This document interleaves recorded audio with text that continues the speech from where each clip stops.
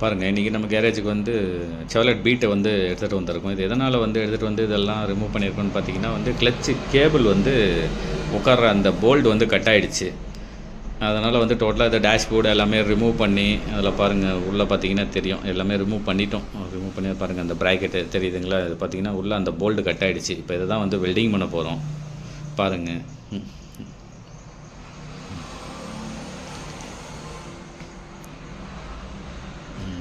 தான் ஒர்க் போயிட்டுருக்கு பாருங்கள். வெல்டிங் ஒர்க் வந்து பண்ணிகிட்ருக்காங்க.